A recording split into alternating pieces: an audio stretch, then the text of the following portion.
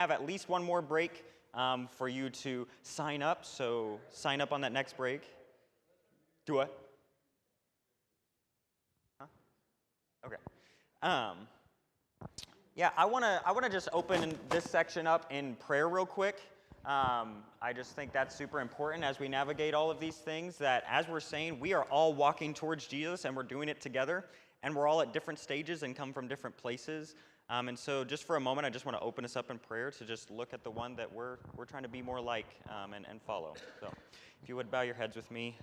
Hey, Lord, God Almighty, thank you so much for being a God who is all-powerful, yet you are a God that hears us in this time where we come before you together with humble hearts.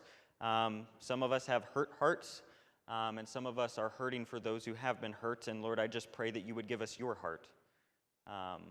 Thank you for the way that you loved us. Thank you for the way that you have guided us, and the way that you call us to you. You don't leave us where we're at, but you beckon us to walk closer with you. Thank you for your grace upon grace, and for the mercy that you have bestowed upon us. I pray that we are reminded of that daily, and that we live that out in the way that we interact with others, even as we call them to you.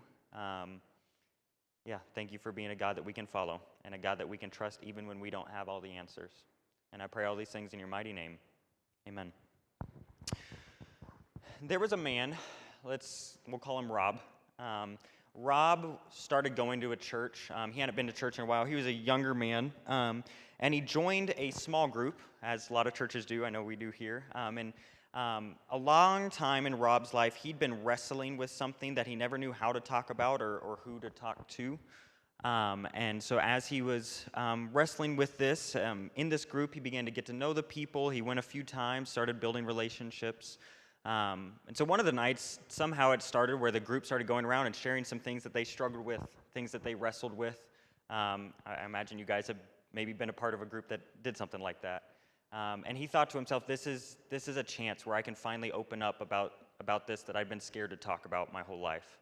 And it went around the room, and his heart was beating as it got to him. And when it got to him, he said, hey guys, I have struggled with feeling like I'm in the wrong body, feeling like I'm actually a woman even though I am a man, and I've been wrestling with that. And as he shared that, as you can imagine, things got real quiet. People started squirming a little, not making eye contact. And he said, some of the doctors, they've called it gender dysphoria. This is what I'm going through. And he eventually just trailed off, and according to the story, people afterwards just kind of like gave some slight nods and then moved right along. And no one ever really talked to him about that. They left it there. And in that moment, he felt so embarrassed, so left on an island, to where no one even came to talk to him about, tell me more about that, or tell me where you're at. And it made it hard for him to ever even consider going back to that small group or going to church. I don't actually know the rest of his story. I pray and I hope that he did. I pray and I hope that he did find a community that did come around him and walk with him. But we are doing this section for people like Rob. This section, first section, we talked about same-sex attraction. Abby did a great job of that. And for my section, we're going to talk about the transgender conversation, the topic of someone being transgender. And the truth is, like I said earlier, these are two separate conversations. Many times they get bunched together because LGBTQ includes both. But in reality, these are two separate conversations. And as I approach this conversation, I want to approach it with intense humility. This is not something that I claim to have all the answers, not even close. This is also something that I know is ever-changing, and this isn't something that I've ever personally experienced. And so because of all of those things, I come about this conversation with great humility, and I would ask that you guys do the same. My reason for having this conversation is because I think we need to. Because this is something that many people are wrestling with, and many more people even recently. And so as a church, we need to be a church that's able to come alongside people who are hurting, people like Rob. And so that's why I want to open this conversation. Honestly, I'm not going to answer all your questions you have today, and you may leave here with more questions than you came, and that's kind of my goal. So sorry to burst the bubble if that's the case, but hopefully those new questions you have are better questions. And hopefully we can start asking better questions that helps us, like I've said before, walk with others rather than talking at others. Many times we've been good at talking at others, but not always walking with. And so that's my heart. That's what I hope to almost give you guys the tools to begin to know how to navigate that better with our ever-changing culture, ever-changing society. And so that's kind of my heart behind this. So like I said, this is a different conversation. The last conversation we had is really more about attraction. Who am I attracted to sexually, right? That's that conversation, whether you're same-sex attracted, whether you're bisexual, so attracted to men and women, or whether you are heterosexual, right? But this conversation, like I said, is more of an identity question. Who am I? Who am I? And this comes from, we live in a world that is, it's postmodern. It's a postmodern society. So what I mean by that is we live in a time of life where truth is relative. So the general philosophy, and even if you say it doesn't creep in, this often creeps into our personal life. The general philosophy is that we get to define our own truth, right? You are who you believe you are in your heart, right? And more than just the sexuality question, that is, you get to define who you are. You get to decide what you're going to do with your life. Just search your heart. Do whatever feels best to you. And there are some values in this. This isn't all inherently evil, right? So some of it is like maybe God put something on your heart that I'm called to do this, or I feel more called to this area. But what this bleeds into is this came in parallel with the sexual revolution. And so as we start asking these questions more intensely than ever before, who am I? And no one else can tell you who you are. You're on an island. You got to figure it out on your own. That came in parallel with sex being the sexual revolution and sex being one of the mainstream things. And so now many times when we ask that question, or when people in the world ask that question, who am I? The question then comes, well, who am I sexually? And who am I in my gender, right? Who am I as a person? And so I think that's important to note. And I don't know that this is, I think as Christians, this isn't something that we can't use. Because that question of who am I can lead us to find our identity in Christ. I don't think that question, or I think that question can actually be used to point someone to Christ and to walk with them, saying, who are you? I believe you're made in the image of God. And we are called to live out that image. And if we're made in the image of God, that means each and every person has inherent value. You are made to image and represent God. And each of us are given that. Even those who may wrestle with some of these things we're going to talk about, they are made in the image of God. And so we want to do that together. But I think in this conversation, I think this conversation comes back to, well, let me just ask this. When I say the word sanctification, what comes to your guys' mind? What do you think of when you hear sanctification? It's a big church word. Purity, yeah. Being made like Jesus, yep. Time, yes. A process, yeah. Yeah, so all of these things, I'm sure there's many more we could think of, but all of these things, time, a process, purity, we are walking. Sanctification is being made like Christ, to become more like Christ. Jesus called us to be perfect as our Heavenly Father is perfect, right? We are called to become perfect. But are any of us perfect here? No.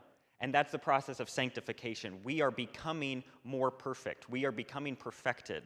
And this is a daily journey. And to be a Christian doesn't mean that before you can be baptized or become a Christian, you have to be perfect. No, you need to begin that sanctification process. You know, baptism is the end of the beginning, right? This is where I am beginning my journey to become more like Christ. I think that's an important thing to note. Another important thing to note is the conversation of transgender comes back often to what does it mean to be a man or a woman? And so I actually want to open this up, just a little bit of class participation.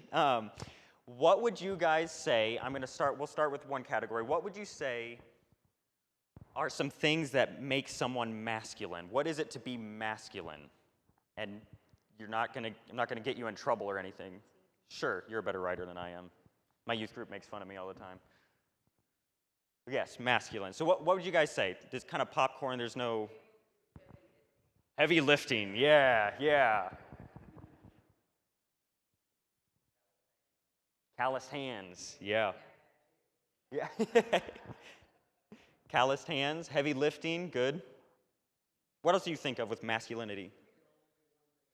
Can only do one thing at a time. Yes. I've heard it said that men have brains of waffles, where we've got little compartments that we jump to, and women's have brains of spaghetti, right? So it's all over the place. Protect. Okay, men are protectors. What else? What? Providers. Yeah, men are the providers. Sure. Fathers? Yes, fathers. Yeah. Okay, we'll pause there. I'm sure there's much more we could put on this. Go ahead and we'll do feminine or female. What do you think of are things that are feminine? Nurturing. Yes, nurturing. Good one. Verbal. What do you mean by that? I'm kidding. That's it? Okay. What else comes to mind? Beauty. Oh, masculine, yeah. Soft and sweet. Creative.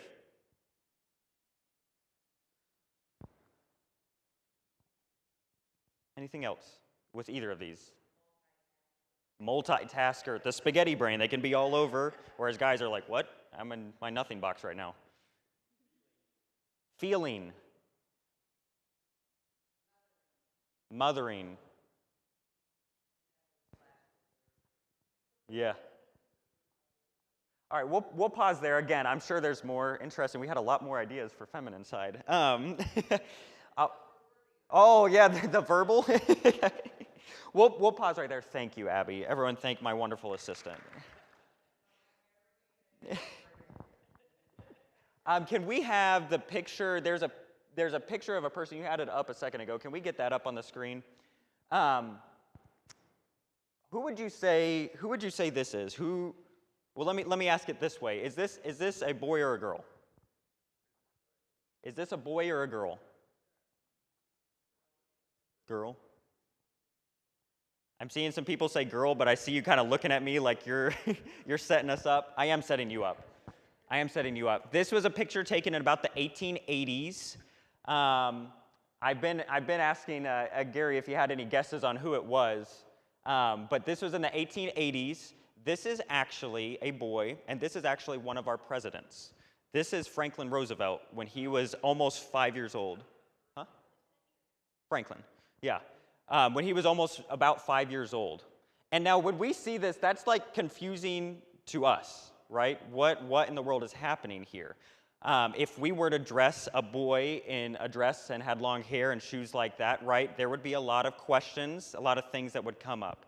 My point in this is that some of the things that we think of as male or female, masculine or feminine, are much more cultural than we realize.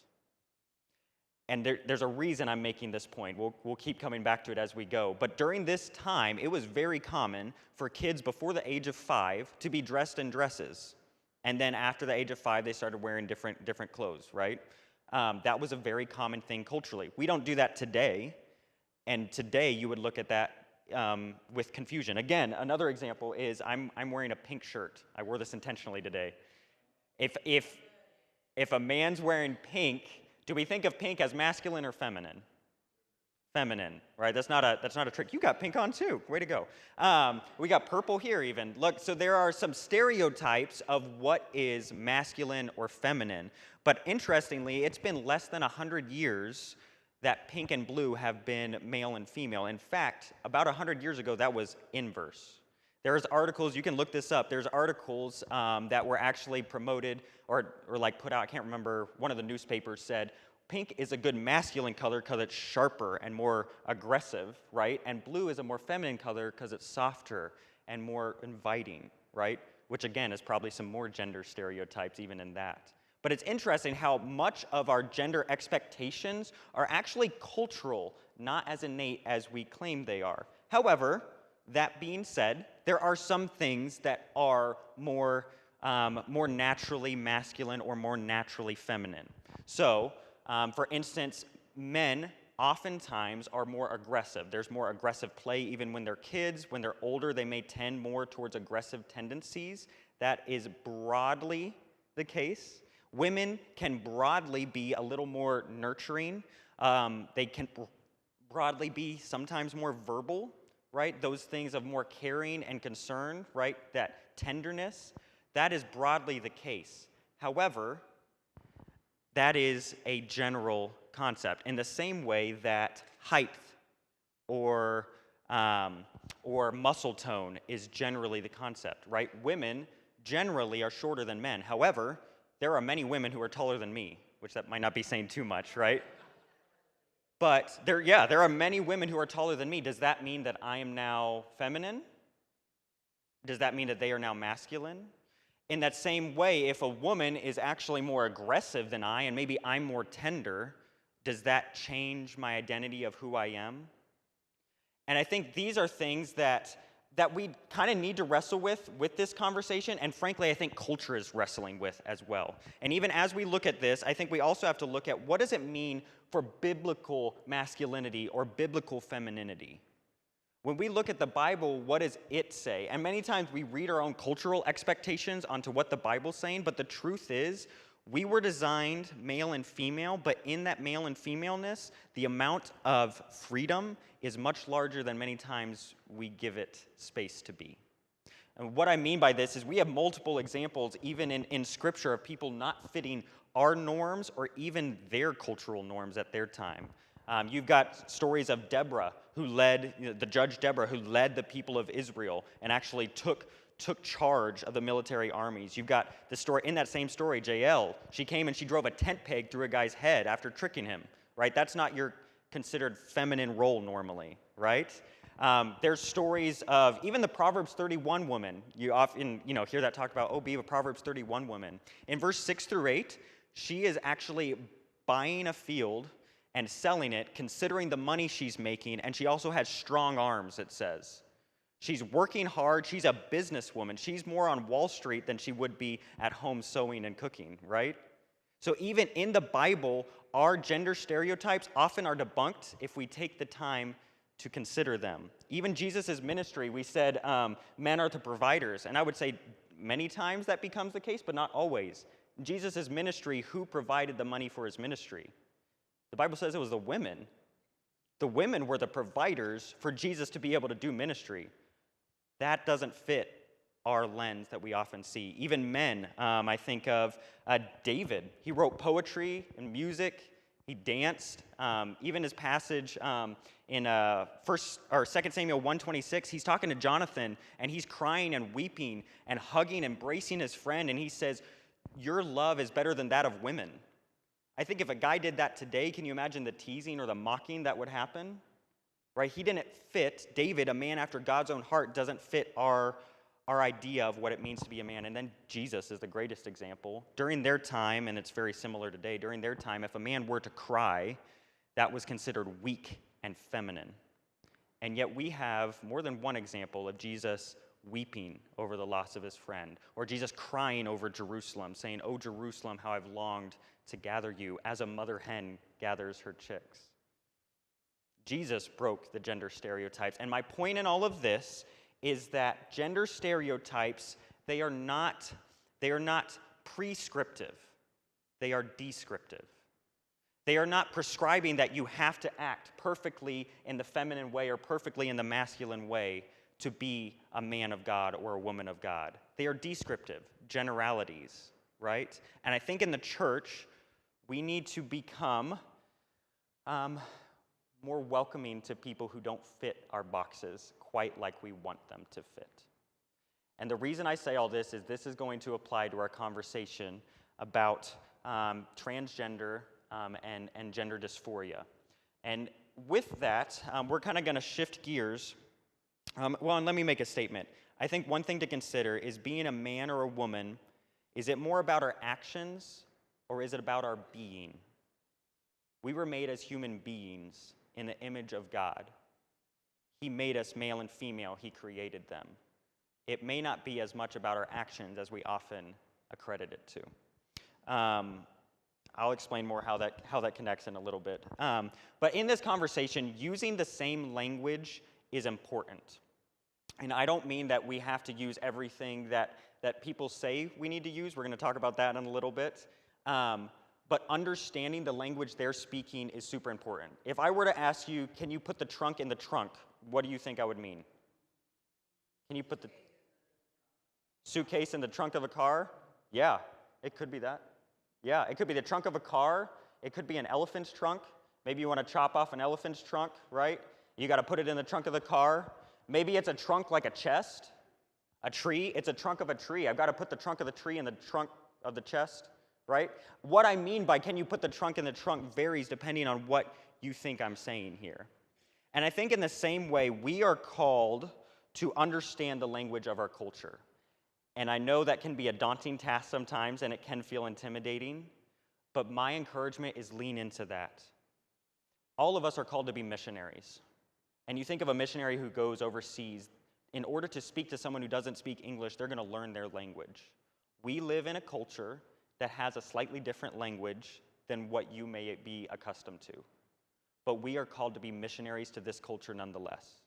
And so if we want to be good missionaries, as Christ is calling us, we may need to learn the language so we can understand, and we're not talking about two different kinds of trunks when we're trying to have a conversation with someone, right?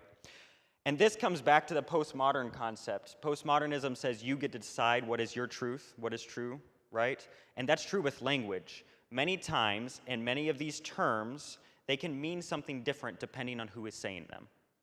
So if I were to say one thing and Abby were to say another, let's say I say I'm transgender and Abby were to say she's transgender, we could mean very different things.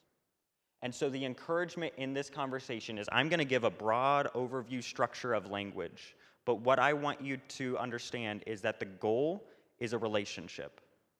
The goal is to get to know that person and ask them, hey, when you say you're transgender, thank you for sharing that with me. What do you mean by that? And listen to them. I'm going to keep coming back to that. We need to listen first and talk last. We have to listen first and talk last. It is so important. That is such an important fact. I can't say that enough. So as we go ahead, I'm going to go ahead and jump into some of the terms. You should have a handout. If you don't, they're in the back. On the front of the handout, where did I put it? The front of the handout says defining primary terms. Really what we just mean by primary is just like the big ones that we're going to talk about today. The secondary terms on the back are not necessarily secondary as in they're not as important or they're not going to come up in a conversation. So I just kind of want to make that an indicator. But in this conversation, I'm going to start with the definition of sex. Sex is what we often think of when you think of sex, whether you're male or female, that's normally what is referred to as sex. Sometimes it's called natal sex. Sometimes it's called biological sex or sex assigned at birth. But really, all of those things are saying the same thing. We're going to talk frank. We're all adults here. Do you have a penis? Do you have a vagina? It's that straightforward, right? That's what sex is. In most circles, let me clarify, not all, but in most circles, even those who are transgender would agree with that. The difference is in the definition of gender. Gender with sex has often, in the past, language has been considered synonyms. They mean the same thing. That is not the case now. And again, if we're going to be good missionaries, if we're going to try to have these conversations with people and we say, well, there's only two genders, well, it depends what you mean by gender. What trunk are you talking about? And so I think it's important as good missionaries to understand what they mean when they say there's more than two genders. I'm not saying you have to agree with it, but what I am saying, in order to engage with these people who are also loved and called by Christ, we have to take the time to know their language. Gender is your internal sense of self. So who do you feel you are on the inside? Again, this is that concept of who am I? Who am I on the inside? Which isn't necessarily a bad question to ask in and of itself. But as people wrestle with this, who am I on the inside? Maybe I am masculine on the outside, but on the inside I feel feminine, right? And that's an important distinction. I just need to keep moving on. I've got a lot of content. I went through it last night and it was really, really long, so I'm trying to abbreviate, so bear with me. Frankly, there's a lot to talk about in this conversation. Another concept is that of intersex. Intersex is a condition I'm going to talk about in a little bit. Intersex is when someone is born with genitalia that it's not totally clear as to whether they're male or female. It also can refer to when someone has some type of abnormality in their sex chromosomes. We'll talk a little more about that later. Then I've got, and I accidentally duplicated the biological sex, so disregard that. Gender dysphoria. Gender dysphoria is a diagnosis in the mental health community, and I took it straight from the DSM that I've got at home. Gender dysphoria is a marked incongruence between one experienced and expressed gender, who I feel I am inside, and assigned gender. And what they mean by assigned gender is assigned sex or natal sex. So who I feel I am inside doesn't match up with who I am on the outside. That's what gender dysphoria is, and it's a marked incongruence. This causes intense pain inside of me. Rapid onset gender dysphoria is a new term that's kind of come in to where this is someone who's experiencing gender dysphoria, and it kind of came out of nowhere. Most of the time in the past, what we had seen with gender dysphoria is that it started in childhood, as young as 3, 4, 5, 6, and then continued forward. Now we're seeing there's times where it's rapid onset gender dysphoria is what they're calling it. Gender affirming treatments just means treatments that are affirming someone to transition into their felt gender, so who they feel they are inside. That's what a gender affirming treatment is, okay? Cisgender, that's gonna be most of you. If you feel like you fit in your body, if you feel like you are aligned with your body, you're cisgender. So when someone says that, they're not calling you a bad name, right? That is just describing who you are if you feel at home in your body, okay? Transsexual, it's kind of an outdated term. It was the first term used. It was initially used for someone who is transitioning in some way to the opposite gender, okay? So that's what transsexual. It is, in some circles, it's offensive, so I'm gonna caution you at using that one. But I want you to know what you may hear that word out there, I want you to know what that means. That's what transsexual is, but it's kind of outdated, so it feels disrespectful to many people now. And then we get to transgender, and that's really our conversation. Transgender is a modern term. I think it was 1970s when it first came into the language, but it is for someone who feels internally like a different gender than their natal sex, and they may or may not choose to transition. So transgender can mean a broad range of things. It could be as simple as, I just don't feel at home in my body, okay? It could be that base level. It could also be, someone could say they're transgender and they identify as multiple different genders and they've transitioned to the opposite gender and they've done all of those things. Both of those are under the umbrella of transgender. It's kind of like an overarching umbrella that could mean a lot of different things, okay? Are you with me so far? Okay? This is language class. All right, underneath this umbrella of transgender, not everyone who identifies as transgender has gender dysphoria. Gender dysphoria is the diagnosis when it's intense enough that it's causing intense turmoil inside, okay? We're gonna talk more about a little bit of a difference there a little later. Underneath the umbrella of transgender, there's two categories. There is people who identify as binary, so that means they're either male or female. So even someone who transitions, say I transition to being a woman, I would still be under the binary umbrella. Does that make sense? We've got transgender and then you got a binary umbrella. Under binary, bi just means two, right? So binary means the two sexes. I'm either male or female. Even if I've transitioned, I'm still in that binary, under that binary umbrella. Does that make sense? Then you've got the other side of your page. So if you flip your page around, what's called the secondary terms, this is, the first two on there are binary. See, it says trans man and trans woman. So you're still going just to one of the two sexes. You're either man or woman, right? Binary is what that means. You also are binary. Again, that's not calling you a bad word. You're binary. If you're sitting here, you're binary and cisgender. Okay? Does that make sense? But non-binary is kind of a newer concept. Non-binary is people who are, many times they're pushing against these concepts. Many times they're pushing against what does it mean to be masculine or feminine. I don't fit in the traditional boxes. I don't fit in the stereotypes, and I don't feel at home in my body. And so I'm going to identify as non-binary.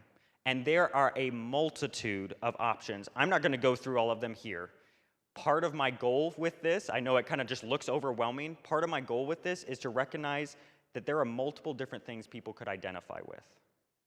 The goal, again, is to ask them, what do you mean by that? You don't need to memorize this part, okay? You don't need to memorize it. But what you need to do is understand how this is working and why they're even saying it.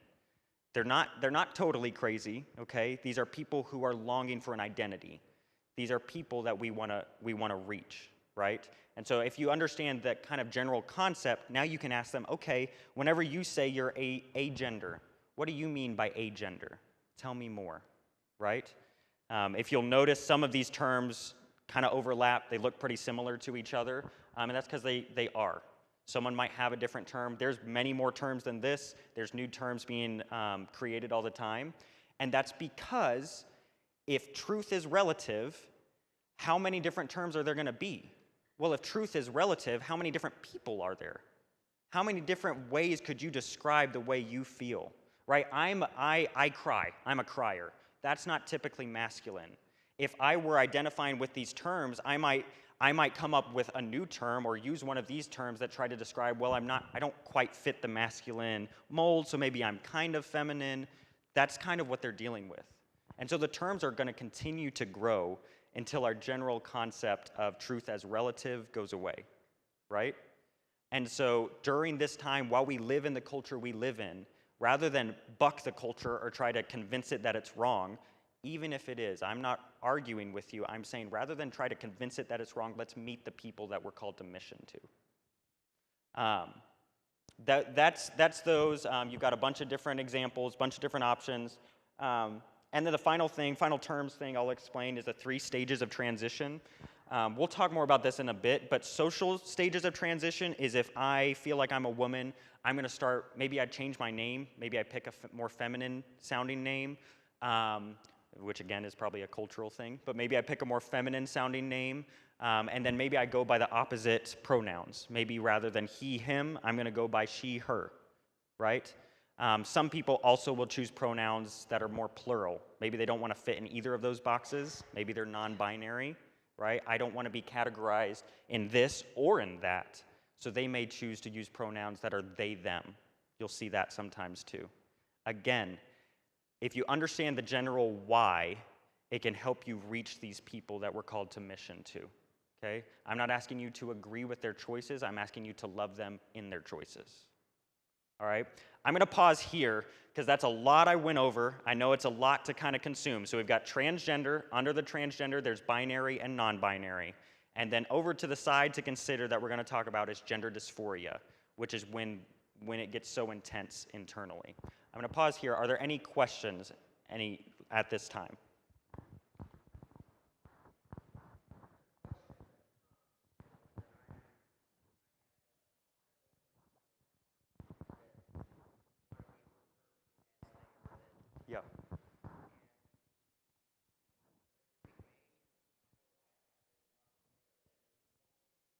Yeah.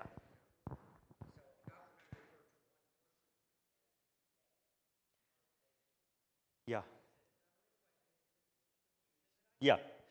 Yeah. No, thank you for bringing that up. And I think that's something that a lot of us face, and I faced at one point too, figuring out what do I do with this. So I'm going to reiterate it. So what she said is she has friends who refer to themselves as they, them. And she's asking, how do I refer to someone, like even back in grammar school, right? How do I refer to someone in a plural, because they, them is normally plural, for a singular person? And I would say that is true, yes, and it's also not always the case. So like if I say, if Gary asked me, where did Abby go? And she left, like there are times, I'm trying to think of a good example. There are times, Yeah, what did they say, right? He says to me, or I'm talking about what Abby did, and he says, what did they say? There are times, that's kind of how you could use it, right? And there are times where it can be used, you may have even used it singularly, which isn't technically right, but it does happen in conversation sometimes. So that's kind of how you would use it, but it does feel choppy. And here's the thing I would say. We're going to get to this as getting ahead, again, back to Rick's question earlier. We'll get to this at the end of what I say here. But one of my encouragements is use the preferred name as often as you can if you feel uncomfortable with the pronoun. So it's an easy workaround. Rather than every time referring to a pronoun saying, well, she said this, I'd say, well, Abby said this, or whatever the preferred name, right? And I'll talk more about why I think sometimes that's an easier workaround if you feel uncomfortable or just frankly don't know how to get the they in as a singular. Does that make sense? All right, were you saying something? Oh, I'm hearing things again. Oh dear. We're gonna keep moving on.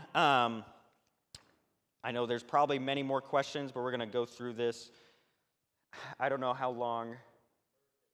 Okay, it might take a little bit. I hope you guys can stick with us. This is why we brought snacks. And if you do have to leave, please reach out to us later.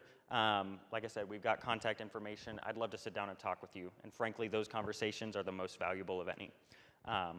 But yes, let's continue on. So the next question I kind of want to face is, okay, so differences between masculine and feminine that aren't quite as biblical as we often think they are, or quite as mandated. Then we talked about terms, understanding the language of the people we're called to mission to. And then the third thing is, okay, this is the case, but what might cause someone to be transgender? And I don't want to spend too much time here, but I do think it's important to note it because I know many times these are questions that come up, okay? One of my favorite people on this topic is Mark Yarhouse.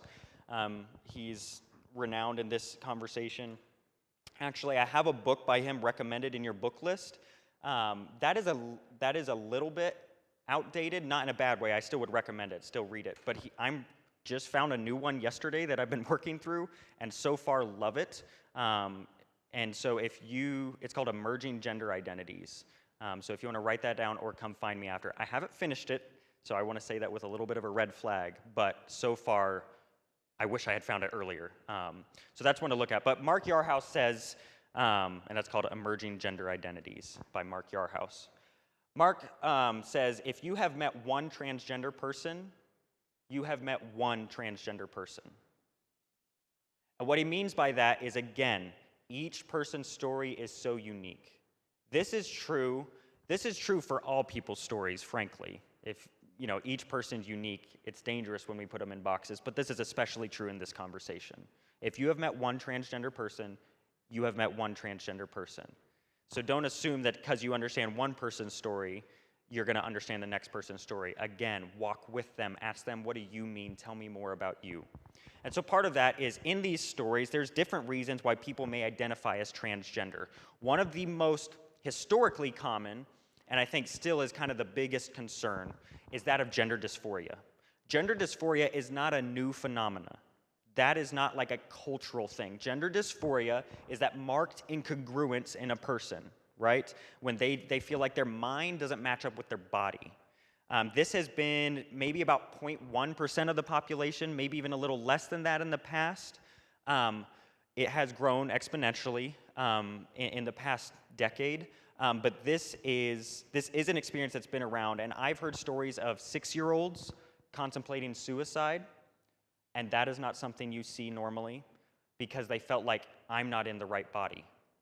These are genuine pains and concerns. I've heard stories of kids dreaming that their private parts would drop off because they hated seeing them, like actually dreaming. This is something that's on their thoughts. Little kids don't think that normally, right? I know I didn't think that when I was a little kid, right? You might have had some weird nightmares as a kid, but that level of pain, right? I've heard of people throwing up whenever they see themselves in the mirror because it feels like seeing someone different than who they are. This is a real physical pain. This isn't just something that is just made up to get attention. And I think as Christians, we've got to caution ourselves when we just attribute that to those people. Right? This is real pain. I don't know if you can imagine throwing up, actually getting to that physical point where you throw up when you see yourself in the mirror. That would be a horrible place to live. Imagine living in fear, not of the world out there, but of the world in yourself. That's a terrifying place. And as Christians, we are called to have a heart for people, including those people. Those people are God's people. Those people should be our friends. That is gender dysphoria. When I was in social work, like I said, I'd go and get my theology class, and then I'd go do my social work class. And one of the books they assigned for us to read was actually the story of a biological boy who transitioned to being a girl. And we were to read their whole story. And again, this is totally affirming that approach and all of that. But genuinely, it made me wrestle with my own beliefs.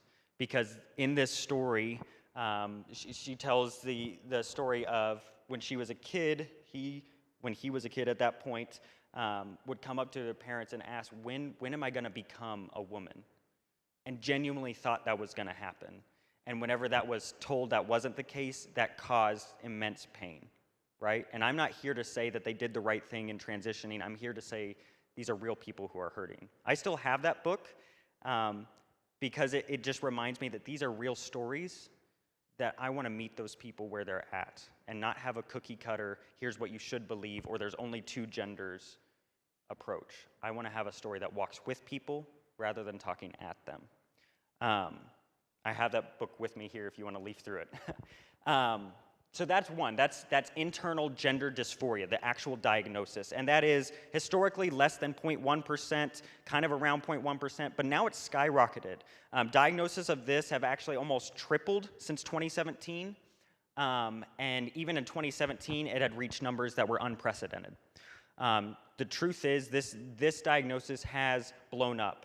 I think there are a few factors that contribute to this. One of them is that genuinely, I think because we now have these conversations more openly, some people who felt these things before feel more comfortable talking about them now. And so that automatically makes your numbers increase. And I don't want to deny that. That is a reality. I think the numbers increase partially in fact that people feel more comfortable to talk about what they're experiencing, right? But I also think there is another factor going on, and there are a lot of secular people who also see this happening. There is some social contagion that is happening with gender dysphoria, where people feel if you raise your hand if ever as a kid or even as an adult, you didn't feel quite like you fit in. Have you ever felt like you didn't quite fit in? Most of us here, I know I have. I didn't quite fit in. And now, if I feel like I don't quite fit in, the common thing to be promoted is that you're a transgender, right? And I think there are some dangers with this. But I also think that even if there are some dangers, it doesn't change that those same people who don't feel like they fit in still need to be loved, and we need to walk alongside them. Those are people that need to be loved, and we need to walk alongside them, regardless of their reasons for being transgender or whether they technically meet the criteria for gender dysphoria. These are people that are longing for identity and longing for belonging. Will we be a church that will provide a safe place for that? And so that leads me to some of the other things that can contribute to feelings of dysphoria, or if not feelings of dysphoria, then just the identifying as transgender. So that is, we talked about same-sex attraction. Some people who feel same-sex attracted are so bothered by that, they feel like, well, surely I should be the opposite sex, right? Why would I be same-sex attracted? That feels unnatural to me, so I should transition, and then it would be natural, right? That's the mindset of some people. This is not everyone's story, and I want to make sure to reiterate that over and over. So again, I think back to what Abby said, I heard her mouthing it, is we've got to be careful of the gospel of heterosexuality, right? If you are same-sex attracted, you are not disgusting. You are loved by God. And you don't have to transition to become right in his eyes. That is one factor. And part of this is a little bit of a side note, but it is important to note, even in the LGBTQ communities, there is a tension, especially in the older generation of the LGBTQ communities, between those who are transgender and those who experience some form of same-sex attraction. Because many times those who experience that same-sex attraction feel like people who are transitioning are saying they're not living a natural life or they're not living well, right? So it feels like an attack on them. So there is tension, especially in the older communities. My reason for noting that is people need community. We all do, and they'll seek it out. People have left the church because they found better community in the LGBTQ community than they did in the church. That's a fact. We need to be a church that provides better community for everyone. Even those who are transgender, they need to find a community here because they may not even find it in those social, secular circles. And that isolation is dangerous. So that's just a side note. There's the quote up there, and I'm going to get to it in a second, but I think that's true. Let's be a church of safety, not a church of persecution. Okay? That doesn't mean we have to agree with everything, but it does mean we need to keep safety our number one priority. So yeah, SSA is one thing. Stereotypes is another. I don't fit into the stereotype, so maybe I should transition. Maybe I'm a girl because I'm acting more girly because I cry or because I don't like sports. When all the guys start talking about football, I wish I could shrivel up or run away, right? This is not me. So maybe me isn't right. Maybe I should transition. Another thing is co-occurring mental health disorders. This is very common. Trauma and stress are very high in the new spikes of gender dysphoria. A word of caution again, we don't know for sure where that trauma came from. It doesn't mean that when they were a kid, they were just necessarily abused and so now they're transgender. That is some people's stories, but not everyone's. Some people experience trauma because they didn't quite act as masculine and then they got bullied for it. Or they came to church and they didn't fit in and they felt that isolation or people said some hurtful things, right? But trauma and stress, that's high. Self-harm is high. Again, that self-harm, does that come from that gender dysphoria? Where does that come from? The point is we need to love them and know each stories. When you've met one transgender person, you've met one transgender person. Anxiety, depression, those are very common. And another one I want to note is autism spectrum disorder. If someone is on the spectrum, somewhere on autism spectrum disorder, their likelihood of identifying as transgender is exponentially higher than someone who's not. And I think there's a lot of theories. I am cautious to say any of the reasons why, because the truth is we don't fully know. But I think that's an important fact to know, and some of it, my hypothesis, and I'm going to make sure that that's noted. This is my hypothesis. Some of it is people who are on the autism spectrum feel like they don't fit in or they don't belong or like they're just not like everyone else. And so maybe the solution is if I'm transgender. Maybe I can find identity in this. Maybe I can find safety here where people don't look at me weird, right? So maybe another conversation is how can we be a welcoming church to those who are on the autism spectrum? That's a side note. And then finally, it's any distress or disconnection or feeling out of place like you don't belong. This is often pushed. This is true in the medical community. This is true in social media. The solution, if you feel out of place, oftentimes is to transition in some way. The reason for this is complicated, just like humans are complicated.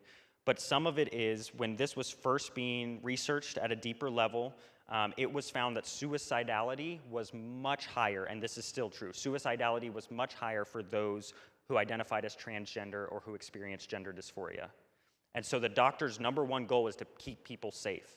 The solution initially presented is that if they experience gender dysphoria, we need to get them transitioned as quick as possible to keep them safe and keep them alive, because we'd rather have them alive as the opposite sex than dead as the same sex. That was the thought.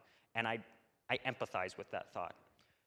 The issues we're having now is that some of the research that's coming out now, and this is also shown by some secular scientists as well, is that suicidality is high both before transition and after transition. And it's still getting research, it still needs more research, but the truth is suicidality, the risk of self-harm and suicide is high for those in the transgender community, period. Both before transition and after transition. And I think now, the problem is the medical community, frankly, is doubling down on what they view as the solution. Because if they don't, if come to find out they were wrong, then they tried these borderline experimental, very dangerous surgeries, all in the name of saving people's life. And if they find out they're wrong, now they're going to be on the wrong side of history. And again, my heart goes out to those people who thought they were doing the right thing, who were trying to save people. And I'm not saying every case, there are some cases where it's extreme dysphoria, and maybe, I can hear your argument why you think they should have transitioned. But now it's pendulum swung to where everyone, if you've got any type of dysphoria, the solution is transition as quick as possible because we got to save your life. And we're seeing some pushback of this. There are more and more stories of people detransitioning now. Especially Europe is a few years ahead of us. And if you look at Europe, things are going to get more extreme, but Europe is now at the stage where they're kind of hit kind of a peak, where they're now kind of pulling back and questioning, is this the right solution? And we are a few steps behind them, so things will get more extreme, and then we're going to hit a point, most likely, and I'm not just a prophet, but most likely, if all things follow, we will hit a point where maybe this isn't the right solution for every person. So that's kind of a layout of the land, a little bit of what we're seeing. The truth is, if you've met one transgender person, you've met one transgender person, and we need to listen first and talk last. Word of caution with all of this, we must avoid dismissing or mocking people or saying you're just making it up. Because even if, and I haven't heard many stories that this is the case, but even if someone transitioned just because they didn't feel, or just because they didn't feel at place in their school, just because they didn't feel like they belonged in their school, just because, that is still a heart that's hurting that God calls us to come alongside. Not someone to dismiss or say, oh, you're just making it up for attention. No one's making this up for attention. They're longing for belonging. They're longing to find their identity. And this is what culture is saying is the way. This is the solution. And so as a Christian community, rather than stiff-arming or fighting, let's walk with people rather than talk at people. I'm going to pause right there. I've got kind of more to go through, but I kind of want to check in each little bit. Do you have any questions about any of that? Kind of talking more of the causes and Darren, one question that I did Yeah. have up here. On the last statement you made about attention, I don't think that's consistent with your statement of, if you met one transgender person, you met one transgender person, because I think there may be some people who are into, this because of the attention that it does get, just like there are others that are not. I think we can't make that blanket statement, in my opinion. As far as the church is concerned, how would you react, or how should we react to an individual who is clearly still male wanting to use the women's restroom? In particular, not only with the general congregation, but in terms of children that may be indicating that they're transgender and they want to use the bathroom that they're not gender assigned to. Should we react to that? Yeah, so I'll address the second part quickly, and I'm going to get to it in more depth in a second, and then I'll ask for some clarification on that first part. But second part is with the bathrooms, I think that's something that you have to come to an agreement with everyone. I think one of the things is safety for all. That includes the transgender person. That also includes everyone else. I think one of the things churches should heavily consider is having a family restroom that doubles as an all-gender restroom, so that people have that alternative option to create a welcoming environment. I'll explain more of my heart behind that in a little bit, but that would be my initial thought. And again, there's probably not a black and white, but in those conversations, how can we ensure the safety of all? And very rarely, the hard thing is these are the stories that get told, but very rarely anyone who's transgender is trying to sneak into the opposite bathroom to do anything. They're just trying to go to the bathroom in a place that doesn't feel threatening or overwhelming to them. And so I'm not saying we should just allow them in, but I am saying let's have some conversations, because they're not, the stories that get talked about are the horror stories. But most of the stories I actually hear of real people, the people that we truly know, are not like trying to be perverted in any way. They are just trying to use the restroom in a place that doesn't feel threatening to them. and those are conversations we should have. So that's the second part. I'm going to circle back to that, and then I'll get here. Could you reiterate? I wasn't fully understanding the first part. Could you say that again? In the last statement you made of your presentation, you said that no one's transitioning for the attention, and I would push back against that to a degree, because I think there seems to be a lot of pressure, especially in schools, for kids to say, okay, well, I'm transitioning just because it helps the attention that I'm seeking. Yeah. So now I'm hearing you. Actually, if I said it that way, then I didn't quite say it quite like I wanted to. So I believe that there are times where people are wanting more attention when they transition, but my point is, even if that's the case, why are they wanting more attention? Because they feel like they don't belong and they want someone to see them. And so the heart is still longing for that belonging. So yes, I would actually say sometimes that's the case. I would only just say a caution that that's not always the case, and I would be very careful to even say that's most of the time the case. But I know there are some times where that may be the case, especially in your more liberal schools or in Europe, frankly, right now, that's very common. Did you have a question? Yeah.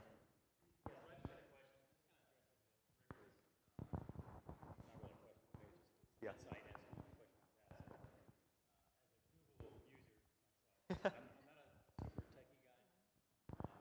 I do reviews.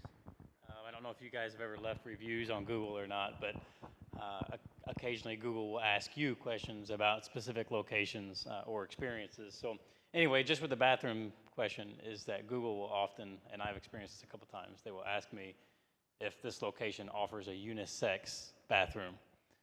Is there a unisex bathroom at this location? So that's just some insight as to, it's kind of a non-biased approach, I guess. But again, for the safety, and Google is just trying to provide information to other users, right, or other crowds. But so I don't know. I just thought of that, when you were asking about male or female. Well, now it's not male or female. Now it's male, female, and then unisex. So is that safe place or offered? But so interesting, but it's floating out there. Yeah, and I think that's a conversation. I'm going to circle back to some actual, not personal stories, but personal stories of other people who wrestled with some of those bathroom questions as they wrestle with transgenderism. Did you have a question? Just a comment. As someone who loves children, we do have to take their safety in consideration. And there are people out there that will take advantage and go in and molest our children. So we have to keep that in mind. But we also have to respect the fact that, like you said, not all of them have that in mind.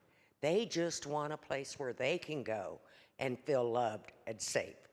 So we have to keep our children safe and them. And the unisex bathroom is a good step in the right direction. Yeah, absolutely. I mean, I think there are evil people who are transgender, and there are evil people who are cisgender. I mean, that's just the reality of it. And there are evil people who will use things. Yeah. And so I think for our church, there's some wrestling. He said that the reality is, for us, there are only 2 bathrooms that are available for the public. We've got the one back by the... Yeah. Those would be unisex bathrooms. Yeah. So we do have some other alternative options, but I think that's more taking it personally, locally to us. How can we take this information and apply it? I'm going to circle back to that. We'll go ahead and move on. I'm going to hit some of these conversations a little more in a second. Two more sections. One is, can a Christian transition or consider that? And the other section, I'm not going to spend too much time on that, but then the other section is, okay, what can we do as a church? And that's kind of where we're entering now. But real quick, can a Christian transition? I think the first thought is, I do believe that God designed us male and female. I believe that we are embodied people. and God made us with physical bodies, and we are not just physical bodies, but we are not less than physical bodies. And so this relates to the arguments of whether someone can transition. People will argue that maybe my soul is a different gender than my body. Christian people who are longing to figure out, why do I feel this way? Maybe my soul's a different gender. I would argue that gender in and of itself is an embodied term, an embodied concept, and that we are made male and female. And our goal, Preston Sprinkle says, Christian discipleship means moving towards embracing our embodied identities. Now the question then becomes, what does it mean to embrace my embodied identity? Does it mean I need to check as much of these boxes as I can? Does it mean I need to check as much of those boxes as I can? What does that mean for me? And I think that's the part of the journey that we need to walk with people, because it's not quite as clear-cut as we might think it is. That's a part where we maybe, hey, you're what's considered a softer guy. What is that? How can we walk as a man after God's own heart that's not in your stereotypical calloused hands, heavy lifting guy, right? That doesn't mean you're less of a man. It means that you are uniquely put on this earth for unique purposes. And having those kind of conversations, and they're not quite as black and white as we might like to think.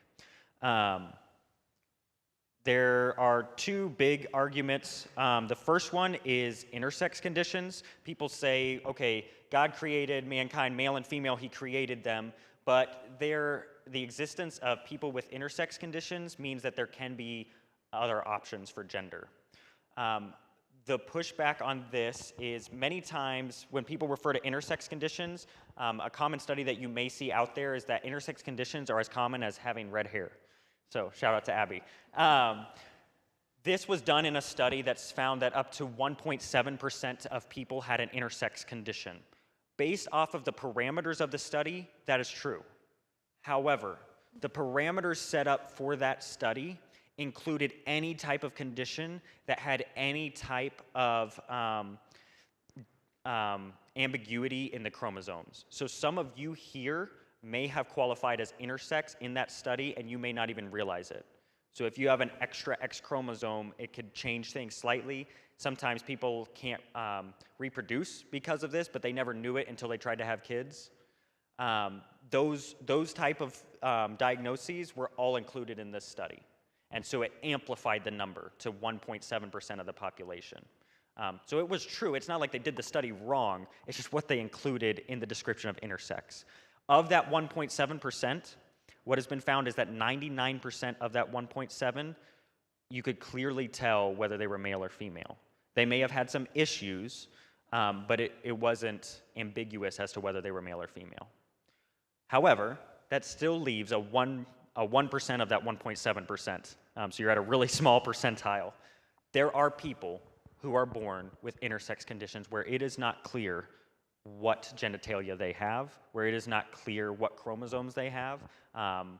Preston Sprinkle has a friend who actually has the full anatomy of both a male and a female. Is he a male or a female? Who is he? And I think in this conversation, these are, again, examples that we need to walk with these people. But my point in the argument as to whether someone can transition as a Christian, whether this proves there are other sexes, this means that there are times where there is a combination of both sexes, both male and female, not that there is a third sex. And so I don't find that a convincing argument. And also, as Preston shares, I don't know anybody who is, but as Preston shares, many of those people who are intersex do not like being used as pawns in this conversation. These are real wrestlings they've had. I don't know if you can imagine being born and not actually knowing whether, like, you don't fit in those categories. You just don't. That is, again, another group of people, kind of a separate conversation, frankly. It's just used as like a tool to argue. Huh? Oh, yeah. It's used as like a tool to argue. And so those are people, not an argument to be placed. And again, the issue I see with that is it is such a small percentage, it's like 0.02% roughly where it's ambiguous.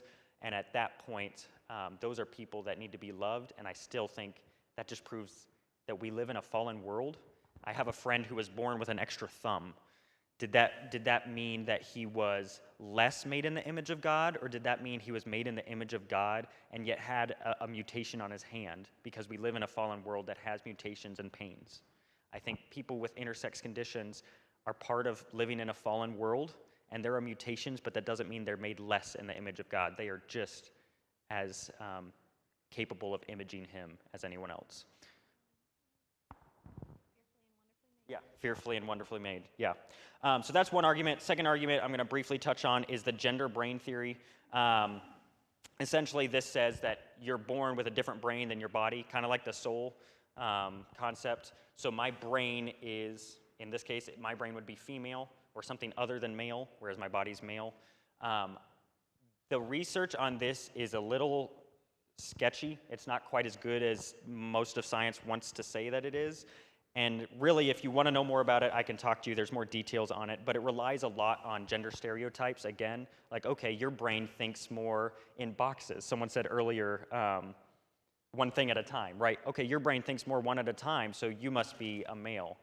It's relying a lot on gender stereotypes, so there's issues with that study. And on top of that, even if that word, let's say it is the case, we could have, if someone's born with a male brain and a female body, why should their brain decide what sex it is, right? Why do we have to say that wins out? I think then the question is which one wins out. Anyways, there's much more to that. It's much more nuanced than that, so I don't want to dismiss an argument that genuinely that's the best argument I've heard that I have wrestled with at times, but I don't believe that that's a valid argument for saying someone can transition. And so that brings us to the 3 stages of transition to consider: surgical and hormonal transition. Surgical is what it sounds like, surgery, people going through surgeries. The truth is, going through surgeries, often, most of these surgeries causes infertility, and it causes health issues. And my concern as a Christian, what I would caution people on if they came to me and said, can I surgically transition, is the danger is you're going against God's design and recreating yourself in your own image, in the image that you think you should be. That is my concern as a Christian. And again, I think in these conversations, they need to be conversations, walking with, not talking at. Because if they're experiencing gender dysphoria, or even if they're just doing it because they want more attention, they're hurting. And we need to walk with rather than just say, well, it's clear what you should do, right? The other option is hormonal transition. So this can come in the form of puberty blockers, which is common for kids who haven't quite reached puberty but are starting to express some gender dysphoria. We can pause that. The problem is, both with puberty blockers as well as taking the hormones of the opposite sex, these are not as researched as well as is often said, and these can cause many health issues. I know of someone who took hormones for quite a while. She was a singer, and it actually it made her vocal cords more masculine and deeper, but that strain that it put on the vocal cords made it so she could not sing the same ever again. And those are things that just aren't talked about and aren't fully understood. We're dealing with a lot of new science here. And also on hormones, if you do that for a few years, it can cause infertility as well. But again, I understand. I think it's important that we listen to people and their story. If they're willing to try these experimental surgeries, they're going through some intense things, and we need to walk with, not talk at, or assume we know the right answer. But I do have cautions. Again, are we trying to make ourselves in our own image rather than the way God created us? Third stage, this is where there's a little more gray, and that is that of social transition. The question is, how far is too far? What is biblical and what is cultural, right? So if I am a man who just doesn't fit these norms and I kind of want to live more what's considered feminine, at what point is that a sin? At what point is that wrong? And many people, when they're first starting on this journey, they're really wrestling with that. I know women who transitioned and then detransitioned once they became a Christian, but are still not comfortable ever wearing dresses. They wear like leather jackets and jeans. Is that wrong? Is that a sin? It helps them get through the day, and it helps them not despise seeing themselves in the mirror. Is that a sin? And I'm not here, again, this is the point where I'm not going to answer all of your questions, and in fact, I may give you more questions than you came with. But that was kind of my goal. Because this is not a black and white issue. Again, walk with, don't talk at. This is a journey that they're going to wrestle with, and the goal, God wants their heart. He wants their heart. Do you want their heart? Back to the concept of sanctification. Sanctification is a process. This is going to take time. We can't expect someone to act just like we would expect a man or a woman to act, or even to say that that's what they should do. This is a process that we need to walk with people. Two people that are great people to look up if you want to hear their story, and you can come find me after. Kat LaPrairie is one, K-A-T, and then LaPrairie, L-A-P-R-A-I-R-I-E. And then, oh dear, I'm going to blank on her name. Heather Scriba is another really good story. They actually go on a podcast with Preston Sprinkle, and then even if you just Google their names, you can find a bunch of stuff. But wrestling with what does it mean to be a Christian and yet not fit the stereotypes, and at what point is social transition a sin, and when is it not?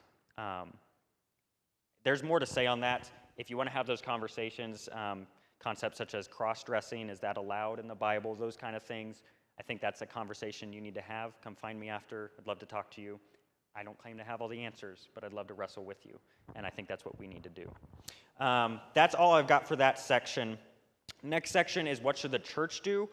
Before I jump into that, if you have a question about what should the church do, I'll ask you to pause that. But if you have a question about should a Christian transition, I'm going to open that up. Are there any questions there before I jump to the final section? Okay. All right, I'm going to jump into the final section. I'm trying to make this fast, but frankly, I think this is the most important section. And to start this off, I want to look at Luke 15. Luke 15, verse 1 through 7. This opens up a series of 3 parables where Jesus is talking to the religious leaders. He starts in Luke 15, verse 1. He says, "Now the tax collectors and sinners were all drawing near to him." Again, who are the tax collectors and sinners in that time? The worst of the worst, the outcasts, the ones you don't associate with if you're a good Christian or a good Jew in that time, right? And so Jesus, they're all drawing near to him. Jesus has this magnet effect. And the Pharisees and scribes, the religious leaders, they grumbled, saying, "This man receives sinners and even eats with them." He's associating with them. And so Jesus opens up with 3 parables. You should read all 3, but the first one is the parable of, he says, I'll just read it. "So he told them in this parable, 'What man of you, having 100 sheep, if he has lost one of them, does not leave the 99 in the open country and go after the one that is lost until he finds it? And when he has found it, he lays it on his shoulders, rejoicing. And when he comes home, he calls together his friends and his neighbors, saying to them, "Rejoice with me, for I have found my sheep that was lost.' Just so, I tell you, there will be more joy in heaven over one sinner who repents than over 99 righteous persons who need no repentance." I think in this story, we see Jesus' heart is for the one. His heart is for each of us, every one of us, but his heart is for the minority. His heart is for the one who's the sinner, who's the tax collector, who's the transgender, who's the gay. His heart is for you, and his heart is for them. And we need to be a church that is willing to leave the 99 to be welcoming for the one. This doesn't mean we don't take care of the 99, but we pursue the one, and we will do whatever it takes to be welcoming for that one. And in this conversation, maybe it's the 0.1. Maybe it's the 0.1% of people who experience gender dysphoria, but we need to be a church that leaves the 99 for the 0.1. And that's what I want to open this conversation with. So I want you at this time to just think, imagine in your mind, maybe you close your eyes, imagine in your mind someone who is a transgender person. And as you imagine them, you can open your eyes if you want, imagine them sitting with you in church. Imagine having a meal with them. Is that something you want? And if the answer is no, then you may have some heart issues where you need to be reminded of the grace upon grace. And if the answer is yes, but not sitting with me, sitting with another family, that might be where a lot of us are at. Again, you might need some heart check. But if the answer is yes, I want them to sit with me, I want to have dinner with them, but you're a little nervous, that's okay. I am too. But God pursues these people, and we need to as well. And if the answer is yes, then we have to ask some hard follow-up questions. Will we be willing to provide a space for someone who can learn to be like Christ? Or do we expect them to act perfectly as soon as they become a Christian or walk through the doors? Will we weep with those who weep in their pain, even if we don't understand it, or if people often say that they did it to themselves? Will we walk with someone who has transitioned and now will never be able to have children and is mourning that?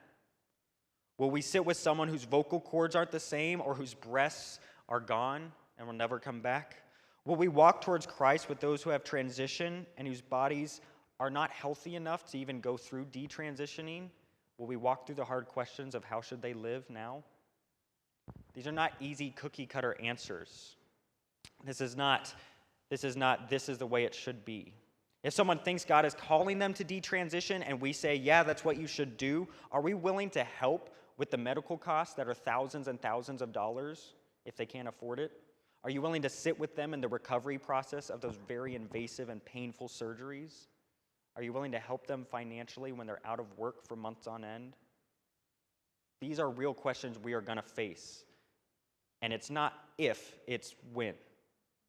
And it is going to be here. Are we willing to leave the 99 to sit with the one, to walk with them? Do we hold ill will or cruel thoughts to those who appear to have transitioned? I think something to consider is we never know what stage someone's on. I've heard of stories of people detransitioning and still facing hate from the church, even though they're trying to live like their birth gender, and they just don't look like it anymore. And the church still mocks them, scoffs them, or posts things on social media about them. That is painful. That is what we need to be aware of. And with that, one of the things that will make me more angry than anything is posting stuff on social media to get an amen from people who agree with you. There is such danger in that. And I'm not even saying I disagree with everything I see on those, but when that's your stance, you're not convincing anyone that they're wrong. You're not convincing anyone that Jesus loves them. What you're doing is stiff-arming them that you are the abomination. You are the one that doesn't belong here.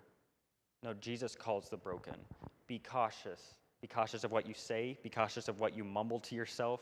Be cautious of what you post, for sure. Is your heart a heart for all of God's creation? And will we make a church inviting for the one or the point one? And I think in this conversation, this is where we're going to enter a lot of contention.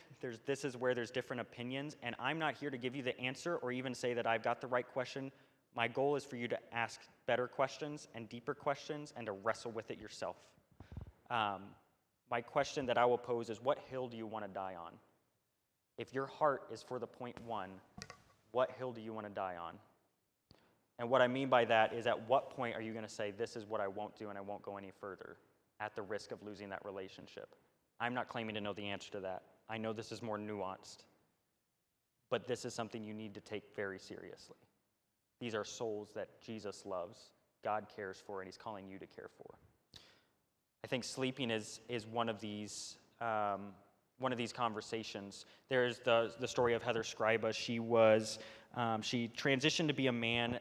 Everything had been going great. In her words, she felt good about all her transition. She had taken hormones. She had gone through all of that, socially transitioned. She got her breast removed, and she thought that would make everything just great. And after she got her breast removed, she just felt this emptiness, this longing for something more, and realizing I've reached the point that I wanted to reach that whole time, and I'm still hurting. She had had a father growing up who was extremely religious and always got angry at her for not fitting the feminine stereotypes. He wanted a little girl, and she just acted too much like a boy.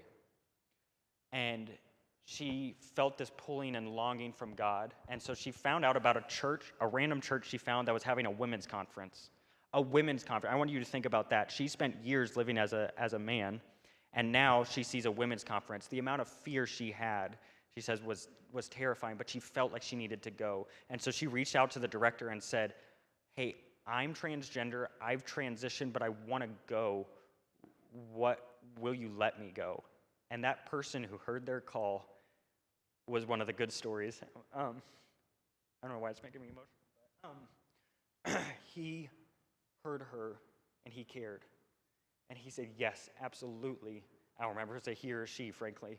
Whoever it was in charge, said, yes, absolutely, we will make this work. And so they were all staying at a hotel, and most of the women were sharing rooms, but she was scared of that, and also, frankly, wasn't sure how some of the women would react. And so the church paid extra to get her a room so she could have her own room to herself, so she could attend that conference. And at that conference, the speaker said, God is calling you his little girl. And that phrase stuck with her, and she became a Christian. So I didn't realize how much emotion was in that, but that is a story of the power of loving someone and inviting the one, or the point one. We need to be willing to provide a safe space for those to experience Christ who don't fit our cookie cutter. Are we willing to do that? It's going to be uncomfortable. There's going to be hard decisions. We're going to have to, maybe we got to pay extra for housing. Maybe we got to find a workaround. Maybe that means a kid going to church camp has to sleep in the adult dorm so that they're not being abused or bullied by the kids or not making other kids feel uncomfortable. Maybe there's other workarounds. Maybe you pay extra for an Airbnb for that kid. Maybe you commute for them. But we've got to be willing to work hard to love those and make an inviting, welcoming place for the one. This goes with the concept of the bathrooms. We've kind of touched on this conversation already. Another story, I never knew there was emotion, so now I'm scared to tell a story. Kat LaPrairie, her story, she would often go into places and she would scan what bathrooms they have.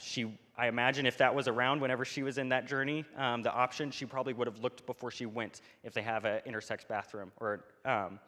And she says that if they don't, many times she will either leave right then or she won't come back again because she doesn't want to face the discomfort of going in the bathrooms. And at this point in her story, what she's saying is she was biologically female, and she was saying she would go into the female bathrooms, but the problem was she didn't look as female as the females expected. And so many times they would give her double takes or weird looks, and they wouldn't even have to say anything, but that discomfort was so immense that it made it hard for her to go anywhere. And she went to a church, and that church had a gender-neutral option, and that helped her to go back to it. She reports many times of going to some churches where she loved coffee, and she would dehydrate herself. She would never drink coffee, never drink any water, so she wouldn't have to go to the bathroom just so she could be there. So as a church, we need to consider how can we make our space inviting, and more than just a church, as you in your day-to-day life, are we considerate of the one, even if it's the point one? Final thing is the concept of pronouns. There are different categories of pronouns. Like I said, sometimes it's the opposite, like if I refer to myself as she. Sometimes it's plural, like they, them, if I don't want to be categorized. And another thing other than pronouns is just changing my name. If I want a name that sounds more feminine, that feels more comfortable to me. I think one of the biggest things, and this is something you probably all have faced, is the danger as a Christian and the concern of most Christians is I don't want to support something that is a lie. I don't want to send them further down this path. I don't want to lie to their face. Right? If I believe they're biologically male, I believe you're always biologically male. And I hear that concern. And again, as I said from the beginning, I'm not here to tell you the right way or the wrong way to do this. I'm here to just have you ask some questions of what does this look like and what should my approach be. I think from one of the things to consider is obviously you don't want to support a lifestyle that is wrong or sending someone down a dark path. I agree with that. I think another thing to consider is many of the transgender people I've heard, when someone uses their pronouns, they don't view that as support of their lifestyle or all of their choices, but as respect for what they're asking for at that time. Again, I'm not saying that means you should use the pronoun. I'm saying maybe consider what that means. I'm still wrestling with where I stand on this, frankly. But many of them do not view it as support of all of their actions, but as respect for what they're asking in that moment. And again, the question of what hill do you want to die on? Because I heard both from Kat LaPrairie and some, I can't remember her name, another lady, the people that first had conversations with them, they used their given name as often as they could, but they didn't enforce using their right pronouns from the beginning of their conversation and the beginning of their relationship. And that made it, they said they wouldn't have become a Christian, they wouldn't have stuck with it, they wouldn't have had those hard conversations, they wouldn't have kept coming to church if someone had stiff-armed them and said, no, I'm gonna call you this. Again, I'm not telling you what to do, I'm saying things to consider. Those people never would have come to Christ, those souls never would have been saved, that sheep never would have been brought into the fold. They wouldn't have given it a chance. Maybe God would have reached them later. That's possible. But at that moment in time, they said that would have been a no-go. And now, even as Christians now, they're trying to figure out, what do I feel comfortable hearing when people call me a she? That really bothers me. Kat LaPrairie's story is one of that. She's really wrestled with that. But she's wrestling with it, and people are walking with her rather than talking at her. I think the other thing is you're probably not going to convince someone of their gender whenever you say it. That's something else to consider. You're probably just going to stiff-arm them. But here's the consideration. I think there's 4 considerations. And again, I'm not giving you the answer. I'm asking you to just consider what you think. Because I don't think this is cookie cutter. I think this depends on the situation. Because when you've met one transgender person, you've met one transgender person. And so 4 considerations is the stage of their journey. If someone is not a Christian, and again, back to that conversation, we want to hold them to the Christian values, I think that's something to consider. That may not be a fair thing to hold them to. However, the counter argument would be, yeah, but I don't want to send them further down that path or support something I disagree with. Just consider it. I think the other thing is age. If someone is a little kid and questioning who they are, that is very common for kids. It's okay for kids to have questions. At that point, I would be more hesitant to use their desired pronouns and more apt to have a conversation with them as to maybe the freedom that they have in expressing their gender, and encourage them to use their birth pronouns. Again, I'm not going to say that for all situations, but I think age does depend. If it's an adult or a child, I'm going to approach that a little differently. I think the stage of your relationship, if I just meet someone and I say, I'm not going to call you what you want to be called, our relationship is not going anywhere. It's gonna halt right there more times than not. There may be a few exceptions, but those are going to be some very patient people. And the final thing is what you're saying. So if I'm saying the opposite pronoun, that is going to raise probably the most questions of all of this. So if I'm calling Abby a he, that's probably the thing that most people are most uncomfortable with, and I understand that. But if Abby's asking to be called they, or the plural option, I think as a Christian, I can more easily get to that point because I don't feel like I'm lying. I'm not lying if I'm just trying to be respectful and call them a plural name. It might not be grammatically correct, but that's an easy way for me to welcome in the one without feeling like I'm lying. Does that make sense? Mm-hmm. That's my thought. Again, not telling you what to do, asking you to consider. And then finally, if they're asking to go by a different name, if Abby is asking to go by, I don't know, a male name, Greg. If Abby's going by Greg and she wants to go by that, we use nicknames all the time. And again, I think nicknames and I think a different name is similar to the they-them concept, to where I may not agree that it's the right thing to do, but I don't feel like I'm straight up lying to them when I say that. And that might be something to consider doing. And if you're more okay with saying their desired name rather than their pronoun, an easy workaround this is where I personally stand in most situations, is I'm going to use their desired name rather than ever using their pronoun as often as I can. So rather than saying she, I'm going to say Greg said this, not she said this or he said this. And that's an easy way to be respectful without feeling like I'm straight up lying to their face because they want to go by this nickname at this point. And then as you have that relationship, now you have those hard conversations of what does it look like to be a Christian and be transgender? Final note is just, I think we have to wrestle with this as a church, our men's groups, our women's groups, things like that. Are we falling into all the stereotypes and making it so it's difficult for people who don't fit in? All of these stories talked about hating women's groups normally. or hating men's groups because it was the stereotype and they felt like they didn't belong. They went there and they felt isolated. I'm not saying we shouldn't do that because there's still the 99 people who would enjoy that, right?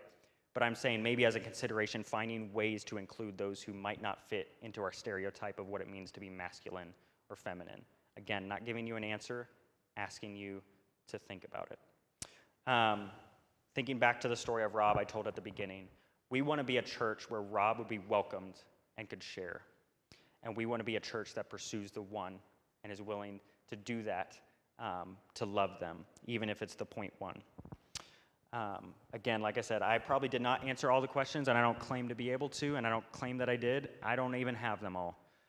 But I'm asking you to journey with me and to journey with others.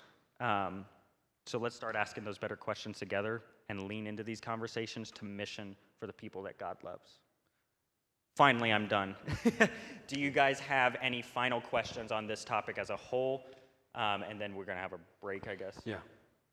Yeah, it's definitely a big, wide topic. So Yeah. Let's take about a 10-minute break, shorter maybe.